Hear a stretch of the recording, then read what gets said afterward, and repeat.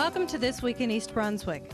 This week we travel to the East Brunswick High School for a volleyball marathon, to the library for a Sherlock Holmes mystery scavenger hunt, and to a book storage room for another behind-the-scenes look at the Friends of the Library book sale. All of these stories and much more are coming up, including information about the American Cancer Society and cancer prevention, and our regular council review. But before we take a look at those stories, here's a preview of next week's programs on Channel 8. Work your upper body and aerobics with Lenore Kulik and guests on Look Great, Feel Great. That's Monday morning at 10 o'clock. Stories from the library follows at 10:30. Tuesday evening, Paul Hansen and his guest discuss tips on your 1990 tax returns. It's that time of year again, so don't miss You and Your Money at 7:30. At 8 o'clock, a special Stora Cable production, Jews and Addictions, runs with information about alcohol and drug addiction in the Jewish community. At 7:30 on Wednesday evening, Dr. John Kopko, Superintendent of East Brunswick Public Schools, highlights fitness programs with his guests on Spotlight on Education. At 8 o'clock, Stuart Davis and co-host Laura Ivan interview student athletes on this month's 18 Growing Up in East Brunswick. Thursday evening, This Week in East Brunswick returns at 7 and 8 with news and information about the township. And at 7:30, Ken Shalhoub's guests on Let's Talk Health are urologist Dr. Yitzhak Berger and psychiatrist Dr. David Kassoff. On Saturday morning, you can see all of the programs you might have missed during the week. Just check the Channel 8 Community Bulletin Board for program times. I found it. That's team 3. Wednesday night, more than 30 children followed clues strategically located throughout the library on an exciting treasure hunt sponsored by the Youth Services Department. Children's librarian Susan Pulber was the master investigator. Welcome to a little bit of London here in East Brunswick in the Youth Services Department of the East Brunswick Library. We're here tonight as one of our final celebrations of England. The last 2 months, January and February, we've been celebrating England in the East Brunswick Library. We've had programs celebrating the anniversary of Alice in Wonderland, and tonight we're all here to celebrate a little bit of Sherlock Holmes right here in New Jersey. We're having a Sherlock Holmes mystery night tonight. We have all these children here who are going to help us find the dead body that's hidden here in the library. We're all going to be dividing into teams with team leaders, and we will be searching high and low, up and down, in and out, all over the library, searching for clues that have been hidden by the librarians here, and hopefully one of these teams will find the body first. We have an exciting evening planned with some prizes and some awards and a lot of fun, and a lot of fun things that we're doing in a library that we don't usually allow children to do. Hopefully we won't tear the library apart, and hopefully we won't bring the fog in, but we will have a lot of fun searching for our mystery. Where was it? I was right here. It might be 23 paces to Baker Street, but to find Holmes here, put 8 in front, add a decimal point, and add another 8 behind it, following in Holmes' footsteps. Okay, that means 8.8, right? Okay, so you know what that means? That's the decimal number. Do we decimal number? Okay, so we gotta find the little tags that say 8.8. 8.8. So what should it be?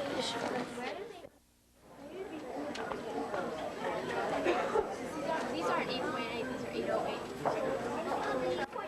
I found the books over behind. Where's 914? There's a section over here. Hold on. We want Victorian science.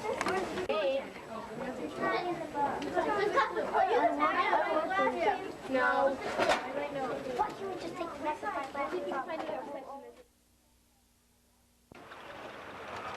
There. Did you see what she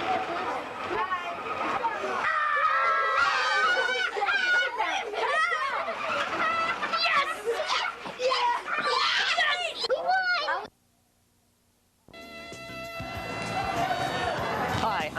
invite President of the senior class here at East Brunswick High School. Hi, I'm Diana Birnbaum. I'm President of the junior class here. Tonight at the East Brunswick High School Gymnasium, we are having a volleyball marathon, which is a joint effort between the junior and senior classes. We're expecting anywhere from 20 to 30 teams of 6, both boys and girls, students anywhere within the high school. This is a joint effort, as she said, between the junior and senior class, and the proceeds will go to offset prom bids. We are offering entertainment as well as refreshments, and as a round robin will occur, we will give a prize to the first place team. For those of you who are interested in upcoming high school events, on March 8th, the junior and senior class will be sponsoring a battle of the bands. And then on March 14th, anyone that's interested in coming out for a great night of entertainment, seniors from within the high school will be auctioned off as senior servants. 20 of the most popular guys and 20 of the most popular girls will be auctioned off. So come on out and have a good time. Thank you.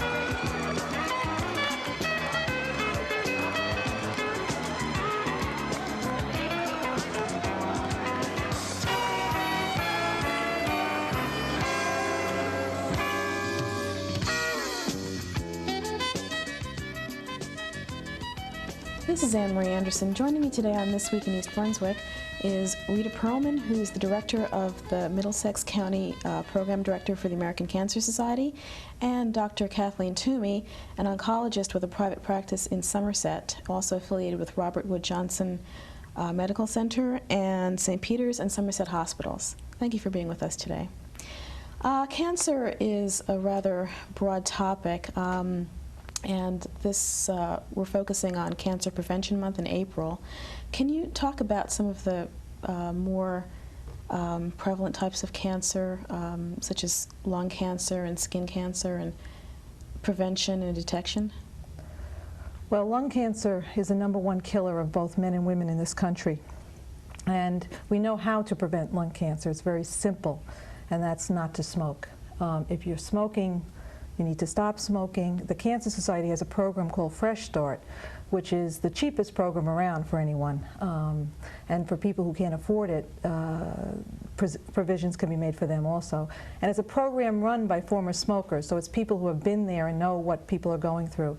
And I know most people who smoke want to stop smoking. But besides lung cancer, smoking causes many, many other kinds of cancers, like cancer of the throat, of the feeding tube, the stomach, the pancreas, the kidneys, the bladder. The whole body is involved.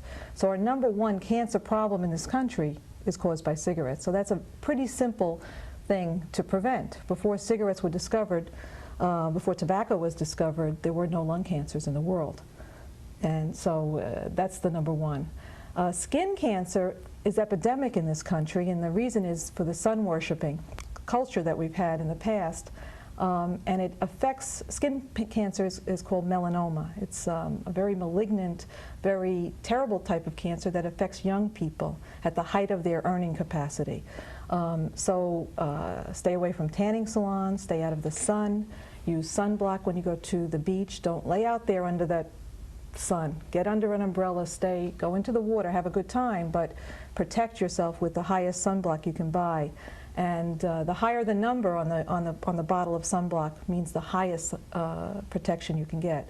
So for those two types of cancers, they're very simple things that people can do, very positive things to avoid them. How can you be sure that that you're taking enough precaution in the sun? I know that there's still a problem with not only with being out in the middle of the summertime, but also with skiing and just even gardening, being out for a short amount of time. How can you tell that you're getting enough protection? Well, I think, excuse me, one of the ways that young people can protect themselves, as Dr. Toomey had said, is to use a good amount of sunscreen and a high number. And certainly on the ski slopes, that's very important. So many of these teenagers are skiing without any protection. And when you think of sunburn, you think only of the beach and the sun, but that's really not true. The snow reflects the sun's rays, and you have to be really careful on these slopes too. One of the reasons we try and reach young people, even before teenage years, is to educate them early on to the dangers of sun and the dangers of smoking. And as education director for the Middlesex County unit, I try and reach youngsters as low as 3rd, 4th, and 5th grade on the dangers of smoking, the risk that they are taking if they start, and the same with skin cancer.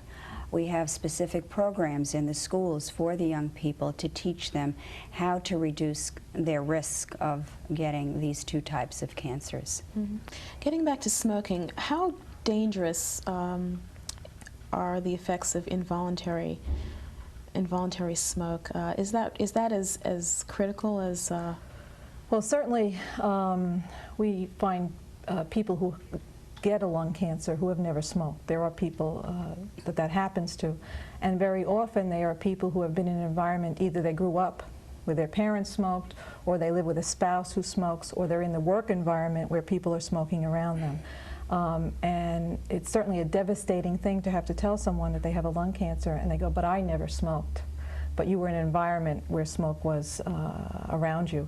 It's certainly a devastating thing for the spouse to have to think, I caused this lung cancer in my wife or my husband.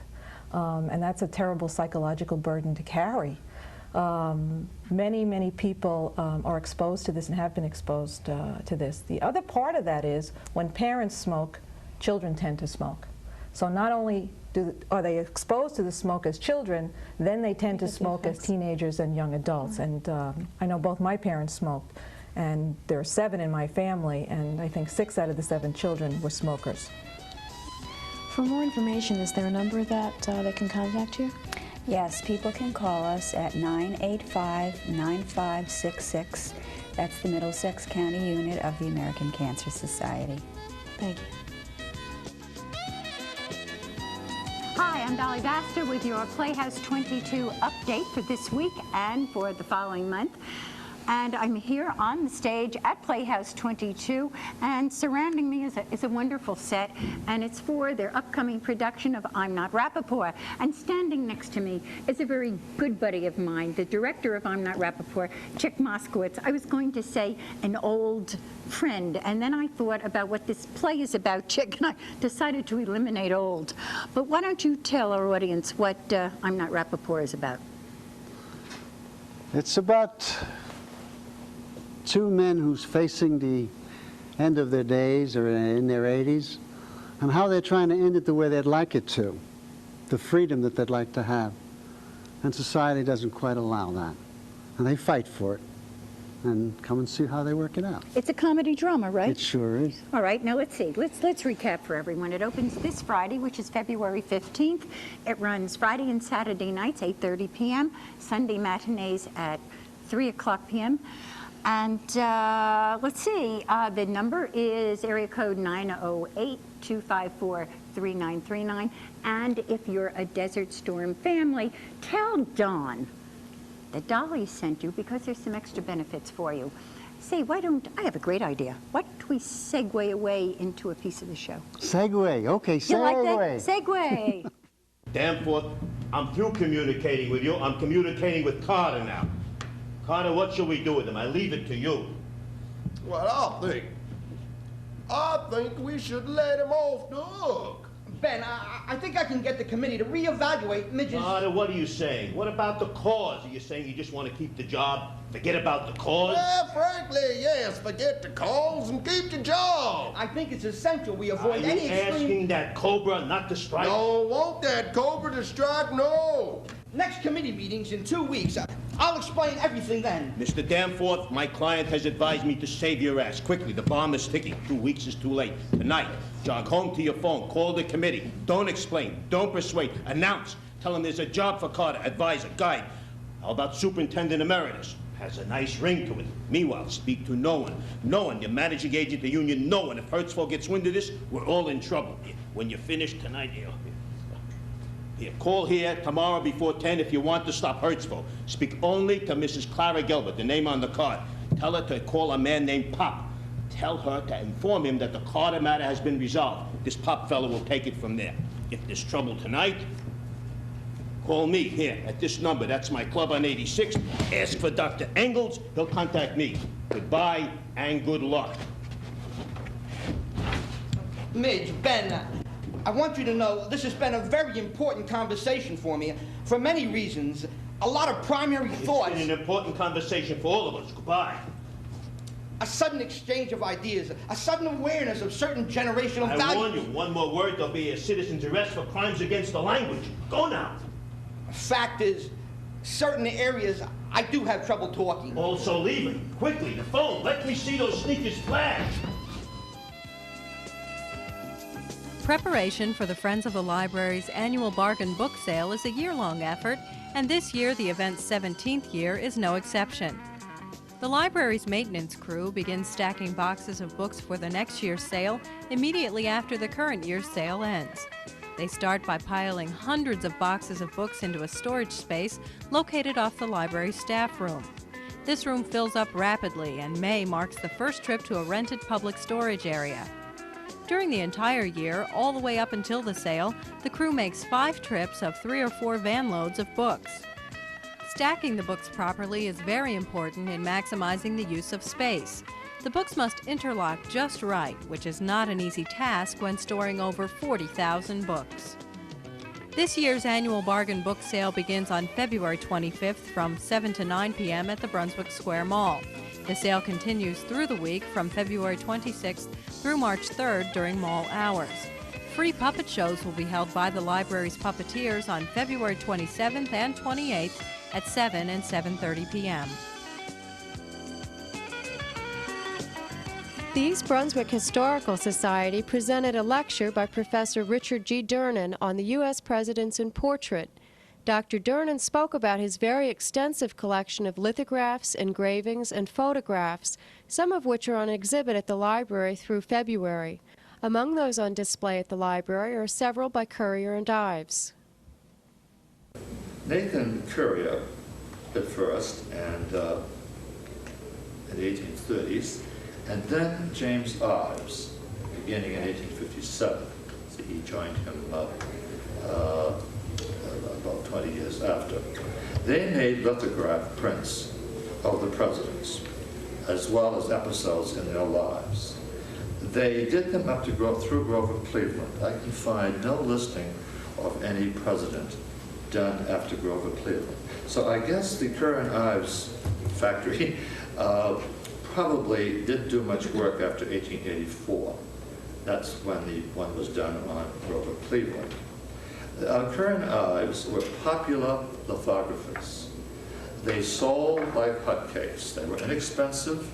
Some of them were just black and white lithographs off the plate. Others were colored, hand-colored. They employed ladies very often. They were referred to as ladies of leisure. I know a man in Maine whose aunt, who lived to be 100, she did these things for somebody in Portland. She sat down in the afternoon with her watercolors, and she would do Jackson's head or somebody's cheeks, and something like that. They were all hand-colored. So they're very, very delightful to have, the early Currier and Ives. All of mine are originals. There are many, many copies of Currier and Ives on calendars and books and so forth. But I try for my collection to get the original print. They were very popular and rather inexpensive. They're still popular, but very collectible today, and they are no longer cheap. I've watched them go just like this as one goes up. Karen Ives did many, many other things. Scenes of going home for Thanksgiving, and winter scenes in New York, skating on Central Park, and fires, ships, horses. They just covered what Americans were interested in. And along with it, they did the presidents.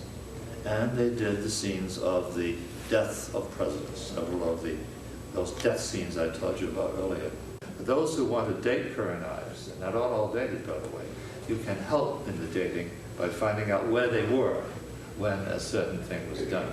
Cunningham is the big source, not Cunningham, it's C-O-N. It's a wonderful book to have. It's the definitive work on Karen Ives. It has all listed. So far as they know the date, it's there, and the address, and it gives the value of it back in the 50s, whenever Cunningham came out. You can sort of multiply that number by 10 almost in some cases today. Carmela Maria Fuentes learned some pretty important things at school today, things that could make her life a lot happier. Thanks to teaching tools developed by the American Heart Association, Carmela learned all about her heart, about how it sounds, how it feels, even what to eat to keep it healthy. Hey, Grandma! Lessons learned in the laboratory are now lessons for your children. You want to feel my heart, Grandma? You can help prevent heart disease. We can tell you how.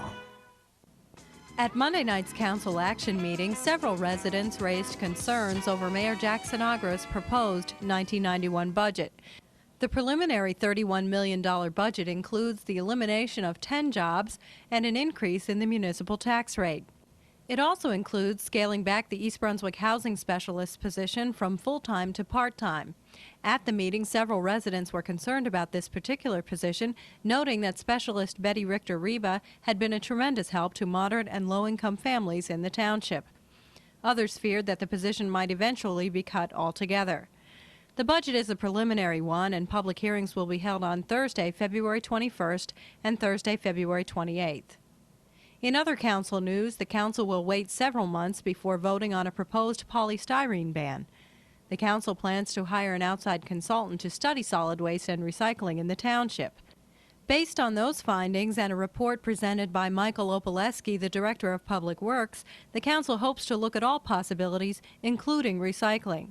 Opaleski's report included a recommendation for a partial ban on polystyrene packaging used at fast food restaurants.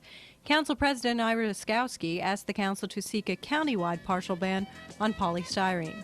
That's all for now. Thanks for watching.